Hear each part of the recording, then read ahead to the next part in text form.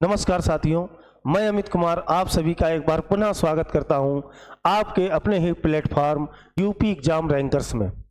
तो जैसे कि हम लोगों की जो क्लासेस हैं वो पर डे आपको मिल रही होंगी, तो उसी क्रम में आज हम लोग एक नया सब्जेक्ट स्टार्ट करेंगे जहां से एग्जाम में क्वेश्चंस बनते जरूर हैं, जिसे हम लोग कहते हैं भारत का भूगोल एवं विश्व का भूगोल। जैसे कंबाइंड रूप से हम लोग एक ही सब्जेक्ट के नाम से जानते हैं, जिसे हम ज्योग्राफी बोलते हैं या भूगोल बोलते हैं। लेकिन भूगोल को समझने से पहले हमें उसकी रूपरेखा आनी चाहिए, क्योंकि जो बेसिक चीज़ें हैं जब तक हमें वो नहीं कंप्लीट होंगी तब तक हमें कोई भी सब्जेक्ट समझने में आसानी नहीं होती है। ठीक है, तो प्यारे साथियों हम लोग देखते हैं। आज हम लोग स्टार्ट, यहाँ हेडिंग लगी होगी भारत का सामान्य परिचय। तो सबसे पहले भारत का जो सामान्य परिचय है, यहीं से ही आपके बहुत सारे प्रश्न बने हुए हैं, तो इसको हम लोग सबसे पहले समझेंगे। आज की क्लास में हम लोग यही जानेंगे कि भारत का सामान्य परिचय क्या है, और परिचय ही ना समझते हुए हम लोगों को ये भी पता होना चाहिए यहाँ से क्वेश्चन किस किस प्रकार के बने हुए हैं। ठीक साथियों, तो सबसे पहले बात करें, ये जो भारत शब्द दिख रहा है, यहीं से हम लोग इसकी बात को स्टार्ट करते हैं। तो सबसे पहले जब हम भारत के सामान्य परिचय की बात करेंगे तो भारत को और नामों से भी जाना जाता है। ठीक, अब यहाँ पर भारत का सामान्य परिचय स्टार्ट करेंगे, इसके बाद यहीं से हम लोग अपनी जियोग्राफी स्टार्ट कर देंगे। क्या स्टार्ट कर देंगे? जियोग्राफी को स्टार्ट करेंगे। ठीक है, तो जैसे भारत की बात करें तो भारत के जो अन्य नाम हैं वो हम लोग बहुत सबसे पहले इसको समझते हैं। तो भारत के जो अन्य नाम है, सबसे पहले जैसे हम लोगों को सुनने में मिलता है, क्या मिलता है? हिंदुस्तान। क्या मिलता है? हिंदुस्तान। ठीक, इसके बाद एक नाम आपको सुनने को मिलता है भारत। क्या सुनने को मिलता है? भारत। भारत के बाद नाम सुनने को मिलता है आपको क्या? इंडिया। क्या मिलता है? इंडिया। इसके बाद भारत के अन्य नामों में, अन्य नामों के क्रम में एक नाम हमको मिलता है, क्या मिलता है? होडू। क्या मिलता है? होडू हो जाएगा। ठीक है, एक आपको मिलेगा जम्मू द्वीप। क्या मिलता है? जम्मू द्वीप। एक आपको नाम सुनने को मिल जाता है जम्मू द्वीप। जम्मू द्वीप के बाद एक नाम आपको मिलता है सुनने में, नाभी वर्ष। क्या मिलता है? नाभी वर्ष। ठीक है, नाभी वर्ष के बाद इसके अलावा और नाम मिलेंगे आपको, जैसे मिलता है उपमहाद्वीप। क्या मिलता है? भारत को उपमहाद्वीप भी कहा जाता है। भारत को क्या कहा जाता है? उपमहाद्वीप भी कहा जाता है। इसके बाद इसको अल हिंद भी कहा जाता है। क्या? अल हिंद। तो ये भारत के जो अन्य नाम हैं, इसमें बहुत सारे साथियों को ये पता भी होंगे, और बहुत सारे साथी ऐसे होंगे जिन्होंने इनमें बहुत सारे नाम नहीं भी सुने होंगे। तो हम लोग सबसे पहले ये जानते हैं, ये जो नाम है, ये नामकरण की जो पद्धति थी, ये नाम कहाँ कहाँ से आए हैं या किन लोगों ने दिए हैं, या इनका वर्णन कहाँ पर मिलता है, इस प्रकार से हम लोग समझते हुए चलेंगे। तो सबसे पहले अगर हम बात करें, हिंदुस्तान नाम किसने दिया? तो देखिए, हिंदुस्तान नाम दिया आपका ईरानियों ने। किसने नाम दिया? ईरानियों ने। तो हिंदुस्तान जो नाम दिया है वो आपका ईरानियों के द्वारा दिया गया है। ठीक है, इतनी बात आप समझ गए होंगे। भारत जो नाम दिया है वो आर्यों के राजा भरत के नाम पर पड़ा। क्या? आर्यों के राजा, आर्यों के राजा भरत के नाम पर भारत नाम पड़ा है। अगर ये इंडिया की बात करें तो ये यूनानियों के द्वारा दिया गया। किसके द्वारा साथियों? यूनानियों के द्वारा। तो इंडिया नाम किसने दिया? यूनानियों ने। तीन नाम हम लोगों ने देखे कि हिंदुस्तान नाम दिया है ईरानियों ने। ठीक है, भारत आर्यों के राजा भरत के नाम पर पड़ा, और तीसरा नाम जो हमने देखा इंडिया, ये यूनानियों की देन है। यूनानियों ने ही भारत को इंडिया कहकर पुकारा। इसके बाद जो हम लोग देख रहे हैं होडू, तो ये होडू का वर्णन हमें कहाँ मिलता है? तो बाइबिल जो मिलती है हमारी, बाइबिल में इंडिया को या भारत को होडू नाम से संबोधित किया गया है। जम्मू द्वीप जो मिलता है आपका, ये प्राचीन बौद्ध ग्रंथों में। कहां पर? प्राचीन बौद्ध ग्रंथों में। प्राचीन बौद्ध ग्रंथों में हमें जिक्र मिलता है। किसका जिक्र मिलता है? तो हमें जिक्र मिलता है जम्मू द्वीप। नाभी वर्ष जो हमारा, नाभी वर्ष नाम मिलता है प्राचीन जैन के आदि पुराण में। इसमें साथियों, प्राचीन जैन के, प्राचीन जैन के आदि पुराण में। तो हमारा जो नाभि वर्ष नाम मिलता है ये प्राचीन जैन के कहाँ पर मिलता है? आदि पुराण में मिलता है। कौन सा नाम? नाभि वर्ष। इसके बाद हम लोग अगर देखने का प्रयास कर रहे हैं तो धीरे धीरे से दो नाम हमारे बच रहे हैं, उनको भी हम लोग साथ साथ में निपटाते हैं। जो उपमहाद्वीप है ये डॉक्टर क्रेसी ने नाम दिया है। किसने? डॉक्टर क्रेसी ने। डॉक्टर क्रेसी ने। तो डॉक्टर क्रेसी ने भारत को क्या बताया है? उपमहाद्वीप बताया है। और लास्ट जो नाम मिलता है अल हिंद, ठीक है, तो ये नाम मिलता है तहकीक अल हिंद। तहकीक अल हिंद जो कि रचना है, और ये रचना किन की है? ये अल बरूनी की है। इसकी है अल बरूनी की। तो ये अल बरूनी की रचना जो है, अल बरूनी की रचना है तहकीक अल हिंद, जहां पर आपको वर्णन मिलता है, भारत का नाम का वर्णन मिलता है, और जो भारत को किस नाम से संबोधित कर दिया गया तो वो आपका अल हिंद, ठीक है। तो एक अल हिंद नाम हो गया। दूसरा उपमहाद्वीप, तो उपमहाद्वीप डॉक्टर क्रेसी ने कहा, होडू बाइबिल ने कहा, जम्बूद्वीप प्राचीन बौद्ध के जो प्राचीन बौद्ध ग्रंथ है उसमें मिलता है। नाभि वर्ष का वर्णन हमें कहाँ मिल रहा है? प्राचीन जैन के आदि पुराण में। हिंदुस्तान ईरानियों की देन है, भारत जो है आर्यों के राजा भरत पर, और इंडिया यूनानियों के द्वारा नाम दिया गया। ये कुछ नाम थे जो उपनाम है भारत के, वो हो गए जो किन्हीं के द्वारा दिए गए हुए हैं। बाद बाकी हम लोग एक चीज और समझने का प्रयास करें, कुछ अन्य उपनाम भी भारत के हैं। क्या है? भारत के कुछ अन्य उपनाम भी हैं, उनको हम किन किन नामों से जानते हैं उनको देखने का हम लोग प्रयास करते हैं। अब देखो अन्य नाम और क्या है, तो भारत को अन्य नामों से जाना जाता है, जैसे जैसे कहते हैं सोने की चिड़िया। क्या कहते हैं? सोने की चिड़िया। तो सोने की चिड़िया भी कहते हैं। पुण्य भूमि के नाम से जाना जाता है। क्या? पुण्य भूमि। कर्म भूमि के नाम से भी जानते हैं इसको हम। किस नाम से? कर्म भूमि। इसके बाद भारत को यह मोक्ष भूमि कहते हैं। क्या कहते हैं? मोक्ष भूमि,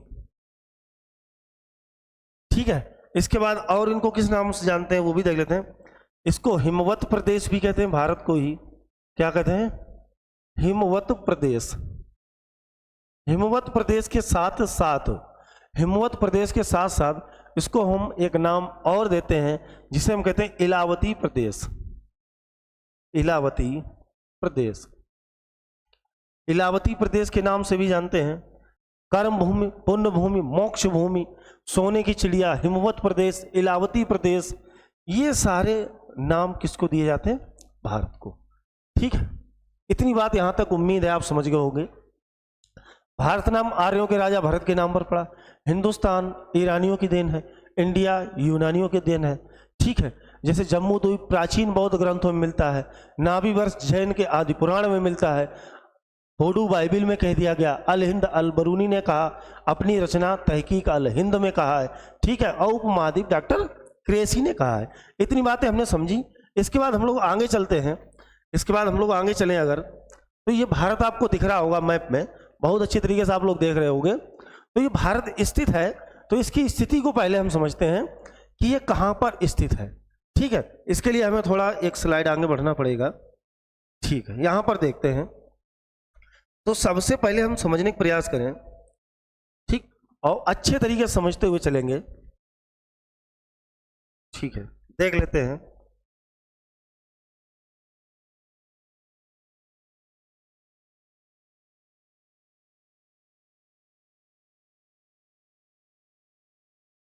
ठीक है, अब हम लोग आगे देखेंगे इस तरीके से।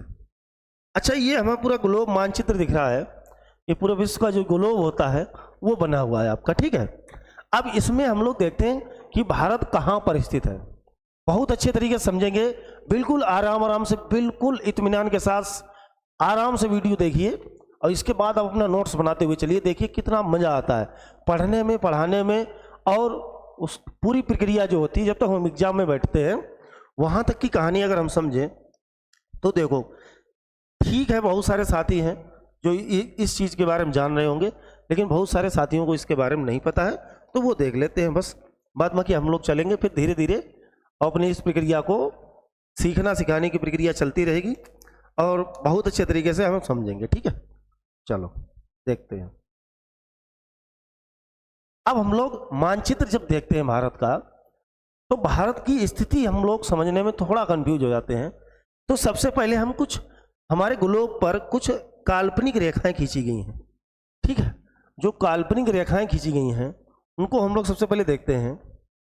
तो जो आपकी ये हॉरिजेंटल और वर्टिकल दो प्रकार की रेखाएं खींची हुई हैं। तो ये जो क्षैतिज रेखाएं हैं और ये जो ऊर्ध्वाधर रेखाएं हैं, ठीक है, इस तरीके से ऊर्ध्वाधर रेखाएं और बहुत सारी खींची हुई हैं पूरी इस तरीके से, ये पूरे ग्लोब पर खींची हुई हैं और ये थोड़ा सर्कुलर वाइज हैं, तो उनको समझते हुए चलेंगे। अच्छा, ये जो ग्लोब है मानचित्र पर ये लेटी हुई रेखाएं, पड़ी रेखाएं हैं, इनको हम क्या बोलते हैं? तो ध्यान से समझते हुए चलना, इनको हम बोलते हैं अक्षांश रेखा। ठीक, क्या बोलते हैं? अक्षांश रेखा, या जिसे बोलते हैं लैटिट्यूड। ठीक है, तो ये वाली जो रेखाएं हैं ये हमारी अक्षांश हैं। कुछ मानचित्र पर खड़ी रेखाएं हमें देखने को मिलती हैं। ठीक है, तो इनको हम बोलते हैं देशांतर या देशांतर रेखा। इतनी बात सभी लोग जानते होंगे। ठीक है, इसको हम क्या बोलते हैं? देशांतर रेखा। और इसे हम क्या बोलते हैं? अक्षांश रेखा। ठीक है, केवल इत्मीनान से समझते चलिए। आज हमें पूरी कॉन्सेप्ट से हम पूरा समझेंगे, बहुत अच्छे तरीके से समझते हुए चलेंगे। ठीक है, तो एक प्रकार की रेखा हमें मिल गई कौन सी? अक्षांश, और दूसरे प्रकार की हमें मिल गई कौन सी? देशांतर। ठीक है, अब देखो जब हम भारत की स्थिति देखते हैं तो हम लोगों ने पढ़ा है कि भारत के मध्य से कौन सी रेखा गुजरती? कर्क रेखा। अभी हम लोग बहुत सारी रेखाओं के बारे में चर्चा नहीं करेंगे, केवल मेन देख रहे हैं, बाद बाकी इसमें और सी रेखाएं हैं। जब हम यूनिवर्स पढ़ाएंगे, ब्रह्मांड उस साइड उसकी उत्पत्ति बताएंगे तो यहाँ समझ में आएगा, क्योंकि हम भारत की स्थिति में विस्तार जानना चाह रहे हैं। तो ये 0 डिग्री अक्षांश रेखा है। क्या है?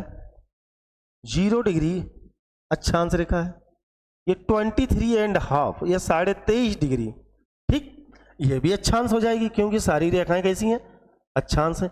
लेकिन यहां पर हम सबसे पहले ग्लोब में एक चीज समझने का प्रयास करेंगे। देखो, ये ऊपर वाली जो है, ऊपर वाली, इसको हम बोलेंगे उत्तरी अक्षांश। क्या बोलेंगे? उत्तरी अक्षांश।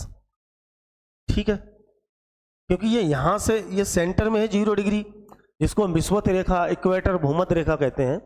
यहां से ऊपर वाला उत्तरी अक्षांश होगा, इसके नीचे वाला क्या होगा? इसके नीचे वाला आपका होगा दक्षिणी अक्षांश। क्या होगा? दक्षिणी अक्षांश। यहां तक की बात हम लोग समझ रहे होंगे, कोई दिक्कत नहीं हो रही होगी। अच्छा, ये अक्षांश रेखाएं हो गई। अब ये जो खड़ी लाइनें हैं, ठीक है, अब खड़ी लाइनें हैं, इनको हम किस नाम से देखेंगे? तो ये यहां से लेकर जब हम लोग इधर चलेंगे और जब हम लोग इधर आएंगे, ठीक, इधर वाला आपका होगा पूर्वी देशांतर। क्या होगा? पूर्वी देशांतर। और इधर क्या होगा आपका? पश्चिमी देशांतर। क्या होगा? पश्चिमी देशांतर। इस साइड आपका होगा पूर्वी देशांतर, इस साइड होगा पश्चिमी देशांतर। अब इतना हमें कॉन्सेप्ट क्लियर है कि इस लाइन के ये जो बिल्कुल 0 डिग्री लॉन्गिट्यूड है, 0 डिग्री देशांतर रेखा है, जिसे जीएमटी लाइन भी बोलते हैं। क्या बोलते हैं? GMT, Greenwich mean time. ठीक है, तो इस साइड जितने देश स्थित होंगे वो किस देशांतर में होंगे? पूर्वी देशांतर में होंगे। ठीक है, इसके ऊपर होंगे तो किस अक्षांश में होंगे? उत्तरी अक्षांश में। यहां से नीचे होंगे तो दक्षिणी अक्षांश में होंगे। ये छोटी बात है जो हमें समझना बहुत आवश्यक है। ठीक है, पहले छोटी छोटी बातें समझते हैं, फिर हम लोग डिस्क्राइब करेंगे। 23.5 ये भी अक्षांश रेखा हो गई। कौन सी हो जाएगी? दक्षिणी अक्षांश, साउथ। और ये उत्तरी अक्षांश, क्योंकि यहां से ऊपर चलेंगे तो आपका उत्तरी अक्षांश होगा, यहां से नीचे चलेंगे तो कौन सा होगा? दक्षिणी अक्षांश होगा।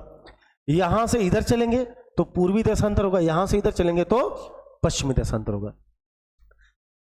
हमें उम्मीद है कि यहां तक की बात आप समझ गए होंगे। ठीक है, समझ गए होंगे तो कमेंट बॉक्स में जरूर बताइए, ठीक, कि यहां तक हम बात समझ चुके हैं। जब हम लोग यहां तक की बात समझ लेंगे तब हम लोग आगे चलेंगे भारत के ऊपर। ठीक है, अब हम लोग आगे देखते हैं यहीं पर। अब हम लोग जब यहां आगे समझने का प्रयास करें तो अगर हम भारत की स्थिति देखेंगे तो इस प्रकार से समझने का प्रयास करेंगे। देखते चलिए, ठीक है, बहुत अच्छे तरीके से अब समझेंगे। वहां पर हमने अब यहां पर लाइन वगैरह नहीं लिखेंगे। ठीक है, अब यहां पर समझते हैं। एक लाइन आपकी ये यहाँ पर ड्रा है मैप पे, इसके बाद एक लाइन आपकी यहाँ पर ड्रा होगी और एक लाइन आपकी यहाँ नीचे ड्रा होगी। मेन मेन लाइनें हम लोग देख रहे हैं, ठीक है।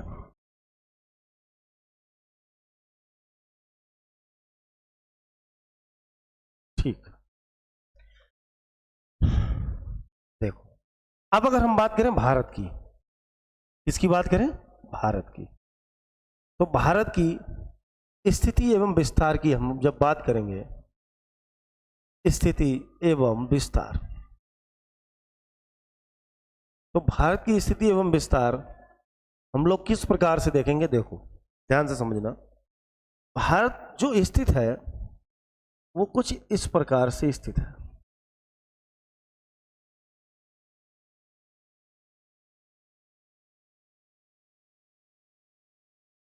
ठीक है, कुछ इस प्रकार से स्थित है आपका भारत।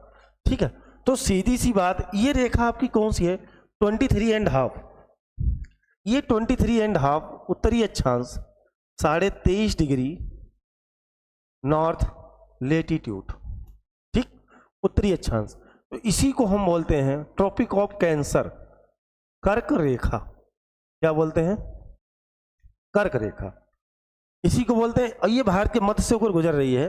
तो यदि हम मैप पे देखने का प्रयास करें, देखिए हम लॉन्गिट्यूड देशांतर भी खींचते हैं, तो ये उत्तरी नॉर्थ लेटीट्यूड, उत्तरी अक्षांश और पूर्वी देशांतर में इसकी स्थिति दिख रही है। किस देशांतर में? पूर्वी देशांतर। तो अगर हम कह दें, कहने का प्रयास करें, तो भारत की स्थिति किस प्रकार से है यहाँ पर देख लेंगे, तो भारत कहीं ना कहीं इस प्रकार स्थित है, क्योंकि ये भूमध्य रेखा है 0 डिग्री और ये 23.5 है। तो भारत की स्थिति यहाँ हो रही है। तो अब अगर हम बात करें तो भारत की स्थिति एवं विस्तार कैसा होगा, तो उत्तरी अक्षांश में है भारत। कहां पर है? उत्तरी अक्षांश में है और आपका पूर्वी देशांतर में। क्या है? पूर्वी देशांतर। तो अगर सम्मिलित रूप से हम कहें तो उत्तरी पूर्वी अक्षांश कह सकते हैं, उत्तरी पूर्वी गोलार्ध में। इसको यहां पर हम क्या कह सकते हैं? उत्तरी पूर्वी गोलार्ध, क्योंकि नॉर्थ हेमिस्फीयर, ये साउथ हेमिस्फीयर, तो वही कह सकते हैं भारत की जो स्थिति है। ठीक है, तो उत्तरी पश्चिमी गोलार्ध, उत्तरी पूर्वी, क्योंकि पूर्वी देशांतर में, तो उत्तरी पूर्वी गोलार्ध, उत्तरी पूर्वी गोलार्ध। ये कॉमन सी बात है, ये सबको पता है, रट्टा मार लेते हैं कि भारत किस गोलार्ध में स्थित है, तो भारत उत्तरी पूर्वी गोलार्ध में स्थित है। अब जैसे यहां से हम लोग आगे चलें, तो सबसे पहले हम भारत पे ही, ये हमें पता हो गया कि भारत जो हमारा है वो कहां पर स्थित है? उत्तरी पूर्वी गोलार्ध में। ठीक है, इतनी बात हो गई। अब देखो यहां पर अगर हम बात समझने का प्रयास करें कि भारत का अक्षांशीय और देशांतरीय विस्तार कितना है, अगर हम बात करें भारत का अक्षांशीय व देशांतरीय विस्तार, अक्षांशीय व देशांतरीय विस्तार, अक्षांशीय व देशांतरीय विस्तार, तो इसको हम लोग समझ लेते हैं। कभी कभी एक नॉर्मल सा प्रश्न यहां से बन जाता है। अक्षांश और देशांतर के बारे में हम लोग जान ही चुके हैं। तो अक्षांशीय व देशांतरीय विस्तार को समझने के लिए हम देखते हैं, कुछ इस तरीके से मैप को ड्रा कर लेते हैं। ठीक, ये आपका पूर्वी हो जाएगा, पूर्व हो गया, ये आपका पश्चिम हो गया, ये आपका उत्तर हो गया और ये आपका दक्षिण। अब अगर यहां से बात करें तो इधर आपका 68 डिग्री 68 डिग्री 7 मिनट। ठीक है, 68 डिग्री यहां पर आपका, हाँ ठीक है, 68 डिग्री 7 मिनट कैसा होगा? और इधर होगा आपका 97 डिग्री 25 मिनट। उत्तर में अगर हम चलेंगे तो 33 डिग्री 37 डिग्री 6 मिनट और यहाँ पर 8 डिग्री 4 मिनट। अच्छा, ये जो अक्षांशीय और देशांतरीय विस्तार है, जब भी ये रेखा होगी इस तरीके वाली, तो इसको हम लोग क्या बोलेंगे? बोलो भाई। और जब खड़ी रेखा होगी, ठीक है, क्योंकि अक्षांश रेखाएं जाएंगी और देशांतरी रेखा भी जाएगी। ठीक है, अब लेकिन ये मुख्य भूमि का है, ये मुख्य भूमि पे दिख रहा है, अभी मैप पे हम ड्रा करके बताते हैं। ठीक है, तो ये 8 डिग्री 4 मिनट तो ये आपका तमिलनाडु दिख रहा है, लेकिन 6 डिग्री 4 मिनट आपका दिखेगा इंदिरा पॉइंट, 6 डिग्री 4 मिनट। यहाँ पर आपको 67 हो जाएगा, 67 डिग्री 8 मिनट। ठीक है, इतनी बात समझते हुए हम लोग अब अगर मैप पे देखने का प्रयास करें, मैप पे देखने का प्रयास करें, जस्ट एक मिनट।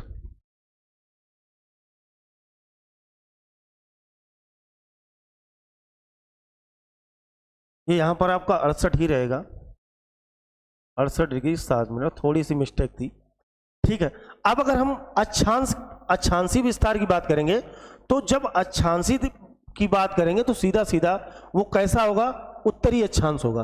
कैसा होगा, उत्तरी अक्षांश होगा। और जब देशांतर की बात करेंगे तो पूर्वी देशांतर ही लिखेंगे हम लोग। ठीक है, जैसे यहां पर हम समझने का प्रयास करें, मैप पे थोड़ा पीछे चलते हैं, थोड़ा पीछे चलने का प्रयास करें, तो देखो कुछ रेखाएं इस तरीके से जा रही होंगी। ठीक है, ये जा रही होंगी, ये आपका अक्षांशी विस्तार होगा। और कुछ रेखाएं देशांतर होंगी इस तरीके से, तो ये यहां पर कहीं काट रही होंगी। ठीक है, तो कुछ रेखाएं यहां पर काट रही होंगी, तो सीधी सी बात है, जो ये रेखाएं इस तरीके से काट कर चली जाएंगी, तो इनको हम बोलेंगे क्या, देशांतर। इनको क्या बोलेंगे, देशांतर। तो देशांतरी विस्तार हम लोगों ने यहां से देखा, और यहां पर अक्षांशी विस्तार देखा। ठीक है, यहां पर अब लेकिन यहां से नीचे ये अंडमान निकोबार द्वीप समूह है, क्या, अंडमान निकोबार द्वीप समूह है नीचे। ठीक है, तो यहां पर अगर हम बात करेंगे तो यहां पर कह रहे थे 68 डिग्री 7 मिनट, और इधर हम ले आएंगे तो 97 डिग्री 25 मिनट। ठीक है, तो ये हमेशा होगा कैसा, तो ये पूर्वी देशांतर होगा हमेशा। ठीक है, तो 68 डिग्री 7 मिनट से लेकर 97 डिग्री 25 मिनट कैसा होगा, पूर्वी देशांतर। क्या होगा आपका, पूर्वी देशांतर। ठीक है, और इसके बाद जब हम कहेंगे 37 डिग्री 6 मिनट से लेकर 8 डिग्री 4 मिनट या 6 डिग्री 4 मिनट, तो ये कैसा होगा, उत्तरी अक्षांश होगा। कैसा होगा, उत्तरी अक्षांश होगा। ये कैसा होगा आपका, उत्तरी अक्षांश। तो इस प्रकार से जब हम क्वेश्चन कभी कभी आ जाता है, ये 6 डिग्री जो 4 मिनट आपको दिख रहा है, 6 डिग्री 4 मिनट दिख रहा है, ये आपका कहां पर है, ग्रेट निकोबार। कहां पर है, ग्रेट निकोबार, अंडमान निकोबार द्वीप समूह जिसे बोलते हैं। तो ये ग्रेट निकोबार इंदिरा पॉइंट बोल सकते हैं। ठीक है, और ये यहां पर आपका तमिलनाडु कन्याकुमारी। ठीक है, इस प्रकार से हमने बातें समझी हैं, लेकिन अब यहीं पर एक चीज और समझते हुए चलते हैं। जैसे यहां पर हम समझने का प्रयास करें, ये आपको भारत का मैप दिख रहा होगा, इस पर हम लोग कुछ चीजें देख लेते हैं। ठीक है, मैप स्पष्ट आपको दिख नहीं रहा होगा, चलो हम दिखा देते हैं, दूसरा निकालते हैं। चलो यहां आप देख लेते हैं,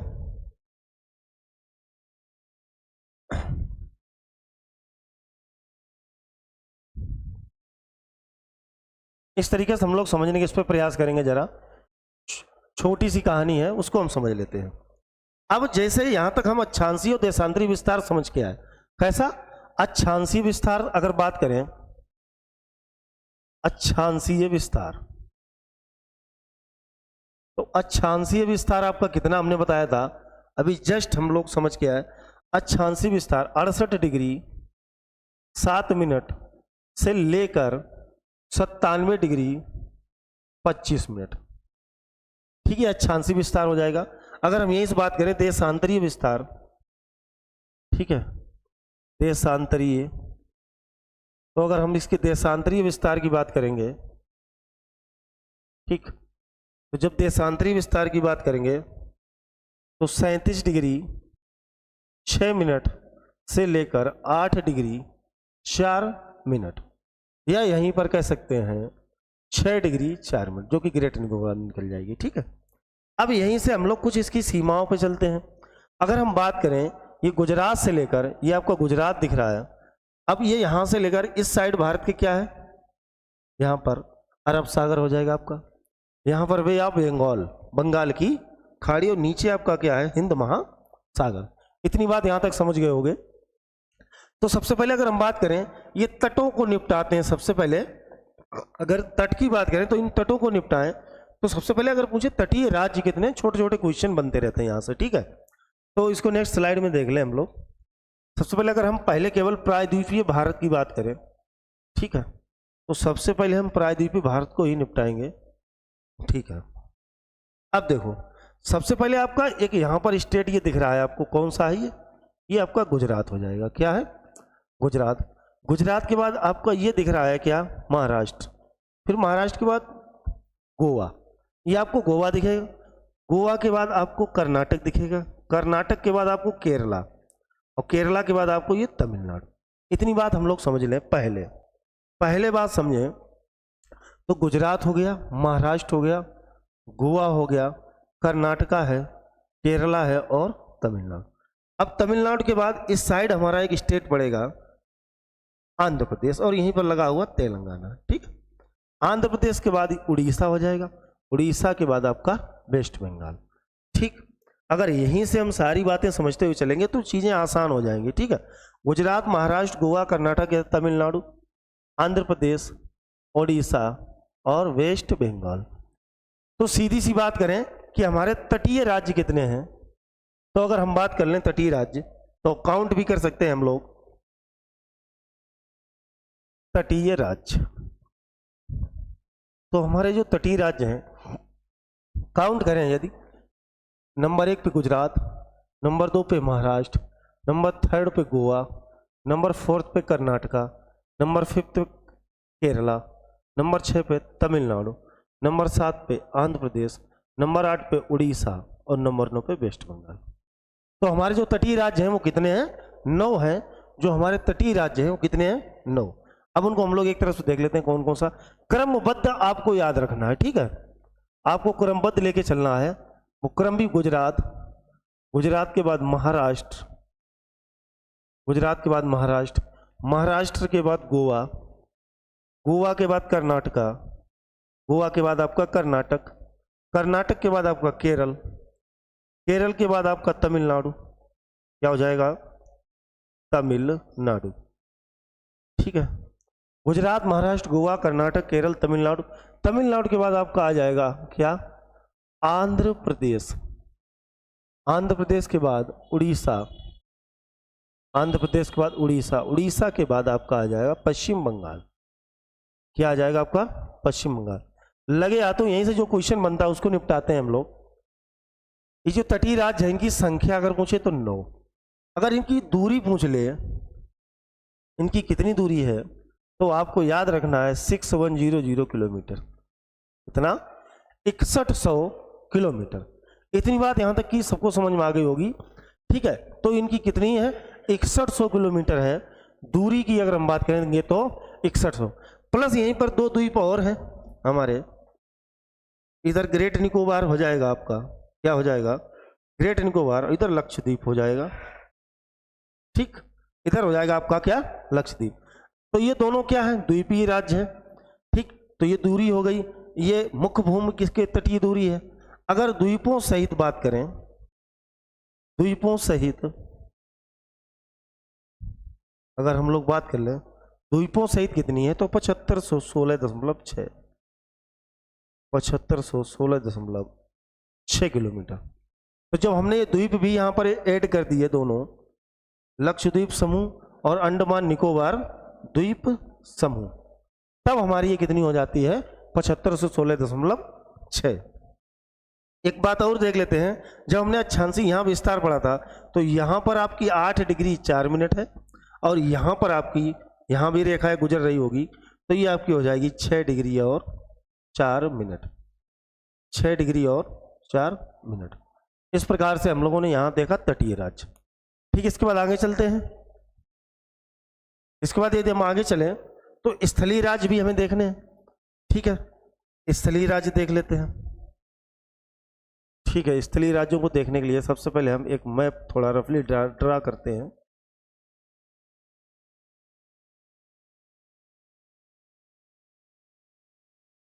ठीक है, देखिए यहां पर अगर हम समझने का प्रयास करें, क्योंकि गुजरात हम लोग निपटा चुके थे, गुजरात के ऊपर आपका क्या आ जाता है?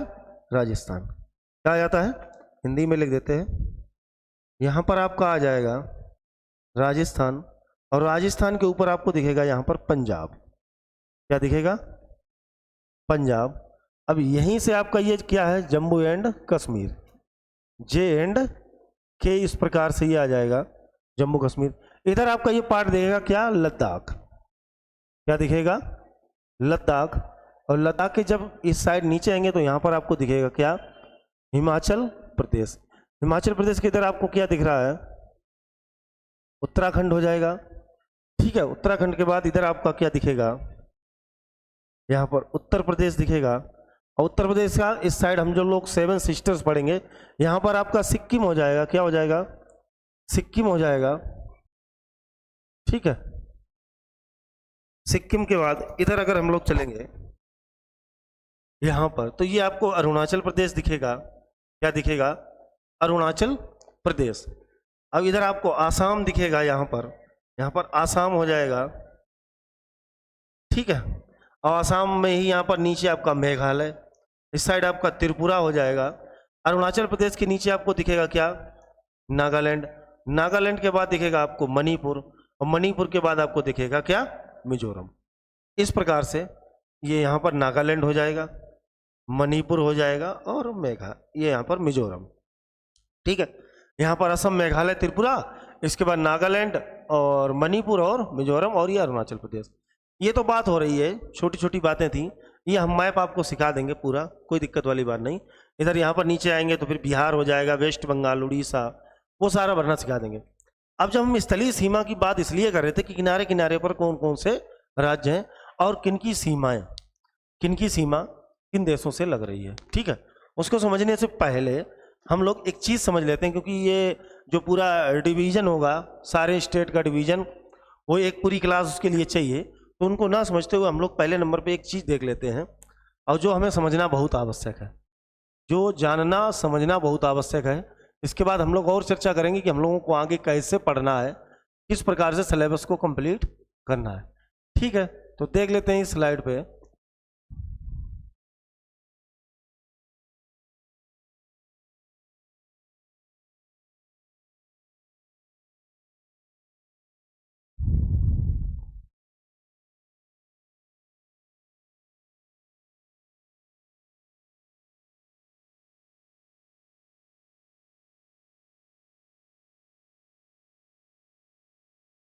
यहां से जब हमने अभी पढ़ रखा था कि जो कर्क रेखा है, कर्क रेखा, इसकी स्थिति और हम लोग समझते हैं।